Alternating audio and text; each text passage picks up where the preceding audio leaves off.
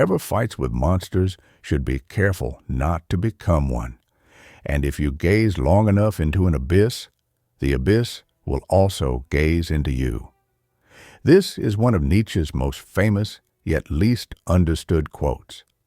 We find this quote in Beyond Good and Evil, a notoriously difficult book to read. Moreover, it is presented to us without context. Nietzsche, perhaps more than a philosopher, considered himself a psychologist, someone who observed the minds and souls of men, cultures, and epochs. Much of his work, Beyond Good and Evil, deals with what Nietzsche calls the prejudices of philosophers. In this same book, where the famous abyss aphorism appears, Nietzsche more explicitly addresses his concept of perspectivism. According to this idea, a person's philosophy is not primarily determined by the quality of their thinking, but by factors such as their health, personality, and especially their psychological constitution. We believe we know why we think what we think, as if we arrived at our opinions in a direct and rational manner. But in reality, there are hidden forces at play. In his autobiography, Nietzsche examines his own talents and character, and when discussing his capacity for psychology, we find a clue to the meaning of this enigmatic aphorism. And I quote, "I can affirm physiologically, that is, sniff out the proximity, the innermost core, the guts of every human spirit. This sensitivity of mine is equipped with psychological antennas with which I feel and capture every secret, the quality of the hidden dirt that lies at the base of many human characters."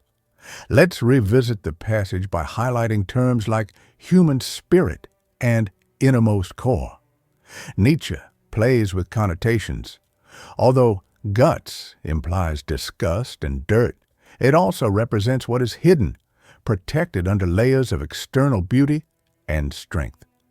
In essence, the German philosopher poetically tells us through this extended metaphor of hidden dirt and entrails that at the core of every human being, beneath the pleasant outer layer, lies a dark, hidden, unpleasant core.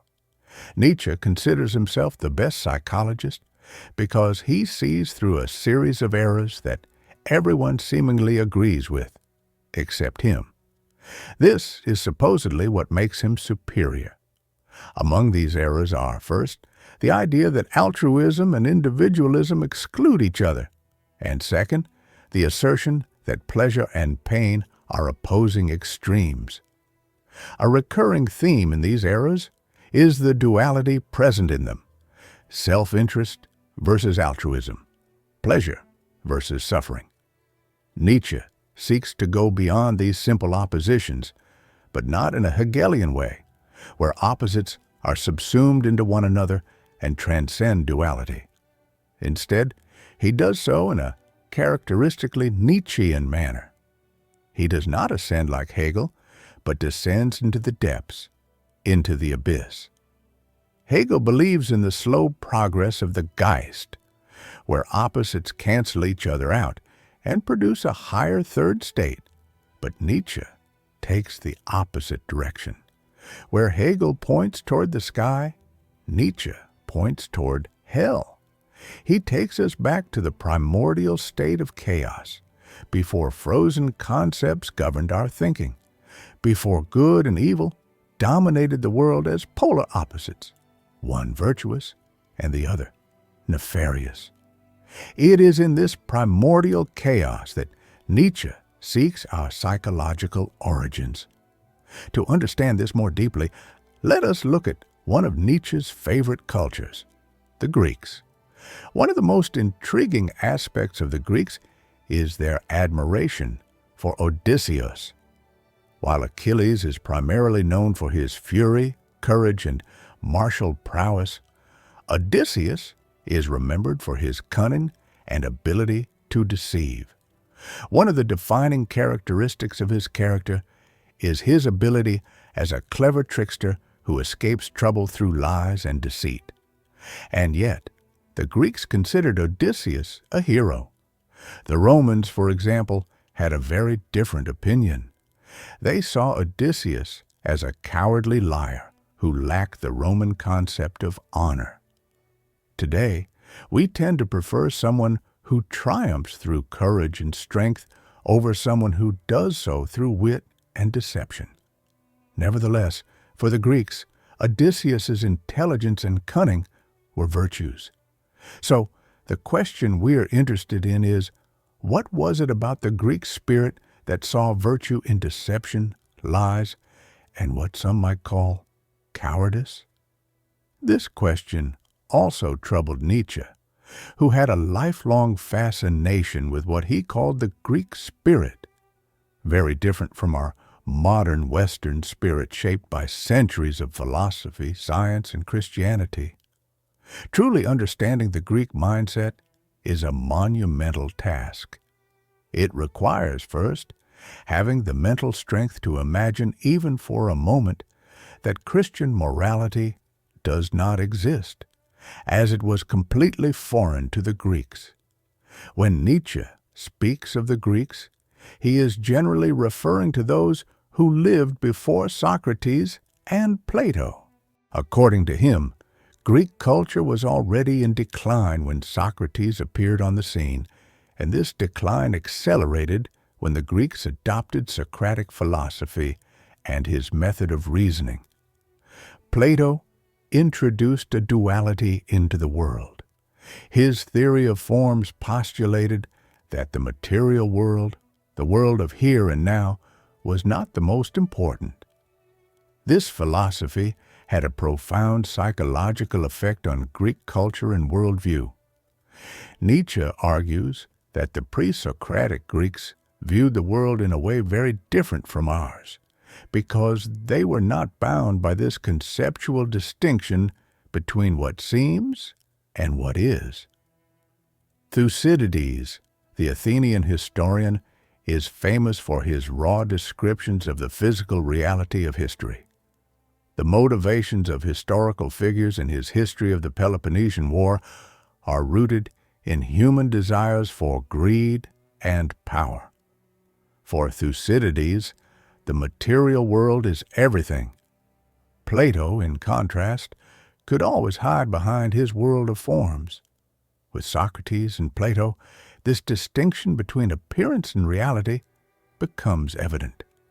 It seems as though the real world, the world of flesh and blood, suddenly appeared as something false, a cheap imitation of the true, real world, the world of forms. But what does this have to do with Odysseus? Remember, we began this discussion to answer the question of why the Greeks held Odysseus in such high esteem, even when, according to Roman and even modern standards, he seems to be a cheater who wins not through honest struggle, but through tricks and deceit. When Odysseus devises the Trojan horse plan, he offers it to the Trojans as a gift, a symbol of Greek surrender. They say nothing about the small Greek army hidden inside. In the 21st century, this kind of deception is considered cowardly or dishonorable. But here is where the Greek mindset, which Nietzsche almost begs us to try to understand, clashes with the modern mindset influenced by Plato and Christianity. We consider something like truth and simply accept it as such. We conceptualize truth as something that exists somewhere independent of our material reality. We see truth as something separate from existence, happening in its own realm. Nietzsche challenges us to look beyond these concepts and descend unafraid into the abyss. Truly understanding the Greek mindset is a monumental task. It is not just about knowing their myths, philosophy, or politics, but genuinely trying to imagine a world where Christian morality does not exist. This is crucial because the pre-Christian Greek worldview was not influenced by concepts like original sin, humility as a virtue, or the idea of personal sacrifice for a reward in the afterlife. Their ethics were completely alien to the dichotomies of good and evil that we now consider natural. Nietzsche did not believe civilization had improved humans. On the contrary, he thought it had weakened them, domesticating them like wild animals. His message is clear. We must reclaim our dangerousness to be healthier, wilder, more vital, energetic, and powerful. However, this call is not a justification for meaningless destruction. Instead of surrendering to all our impulses, Nietzsche urges us to confront them and master them. The true measure of power lies in confronting our shadows without succumbing to them. The greatest challenge is not simply accepting our nature, but balancing it. Maintaining our humanity while embracing what we truly are is key. Responding to every stimulus is a sign of weakness and decay, while resisting them is a sign of strength. Nobility does not consist in the absence of impulses, but in mastering them. Choosing not to react to temptation is a true act of control. Becoming a monster by fighting one is not strength, but impotence. It is the easy way out, the path of least resistance. Nietzsche urges us to look into the abyss, but not to let ourselves be consumed by its darkness. The task is not to deny our shadowy side, but to integrate it without letting it dominate us. The abyss symbolizes the rawness, barbarism, greed, and envy that lie deep within every soul. With his psychological antennas, Nietzsche tried to bring these truths to the forefront of philosophy and psychology, while his opponents sought to eliminate them in an attempt to improve humanity. However, Nietzsche understood that these so-called bad parts are as essential to our well-being as those considered good.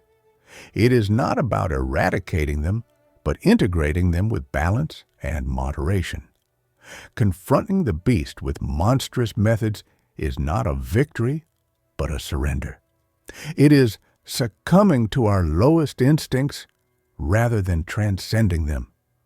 When we gaze into the abyss and probe the darkness of the human soul, we must be ready for when the abyss gazes back at us.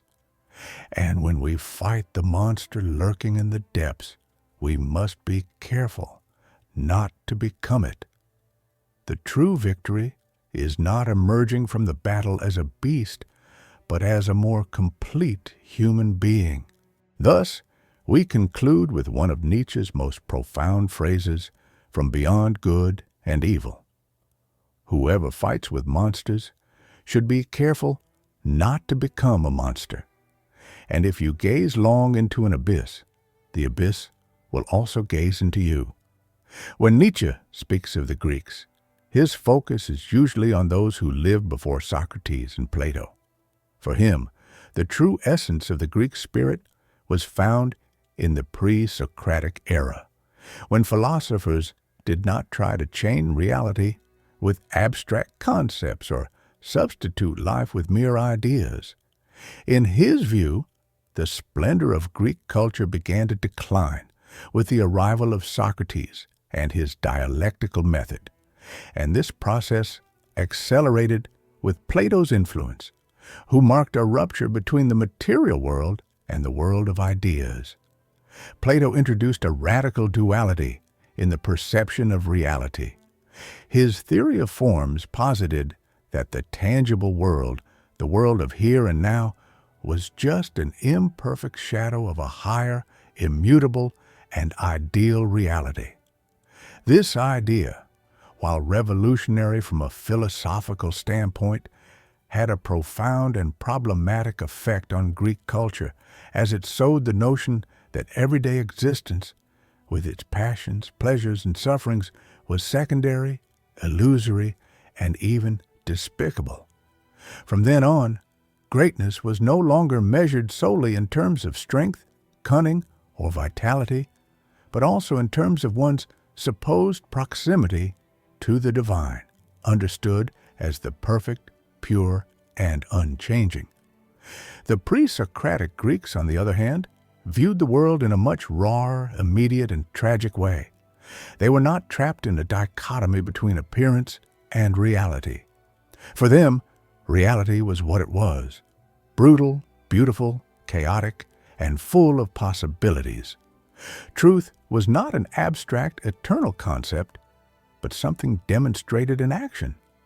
A man's wisdom was not measured by his ability to reason about a metaphysical world, but by his skill in navigating an unpredictable world. A clear example of this mindset can be found in Thucydides, the Athenian historian whose work, History of the Peloponnesian War, is one of the starkest chronicles of human power and ambition.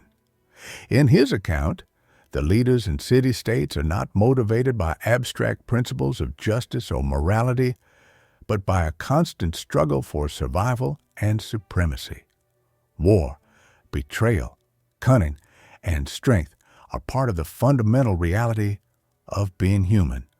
For Thucydides, politics and history are not guided by Platonic ideals, but by human desires, the hunger for power, the fear of defeat, and the need to impose oneself on others.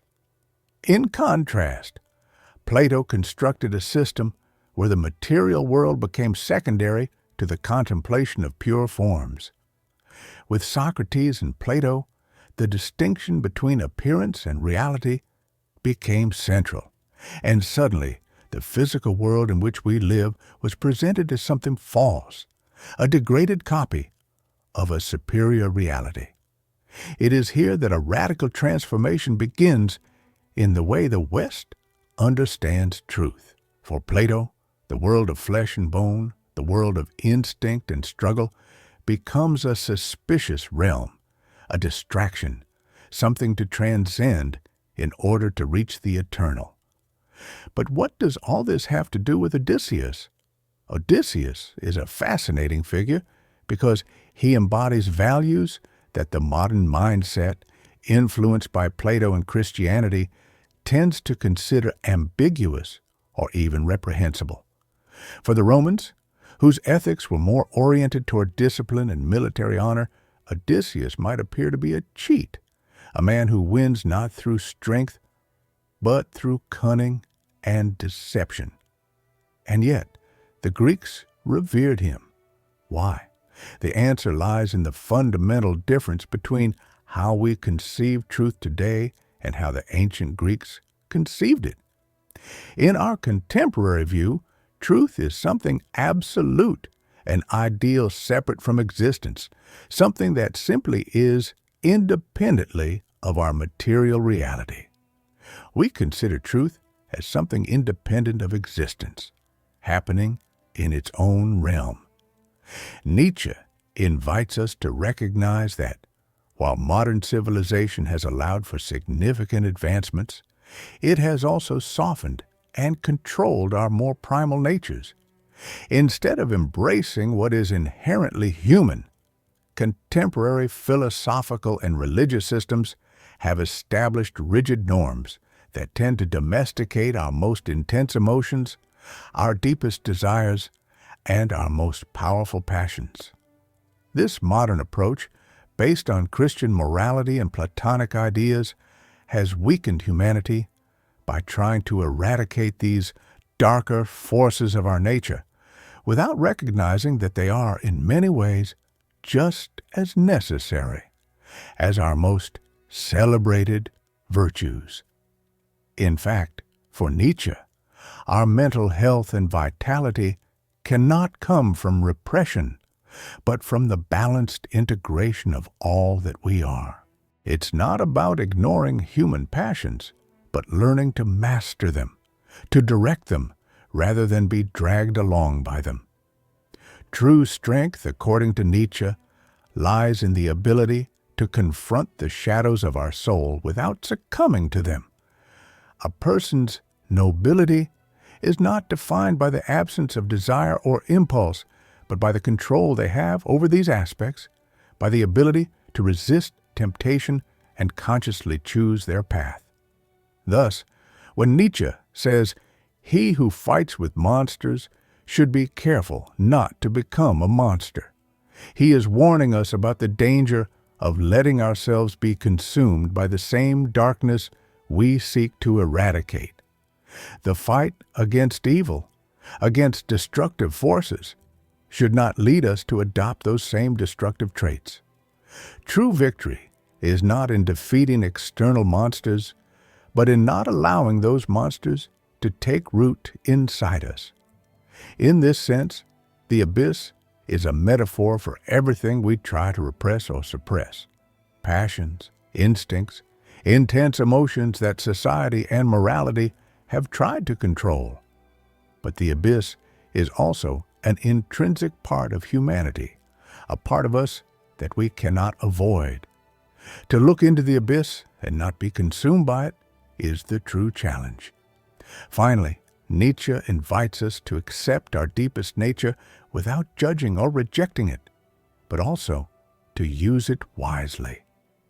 The struggle is not to avoid what we are, but to integrate all these facets of our being consciously and with control.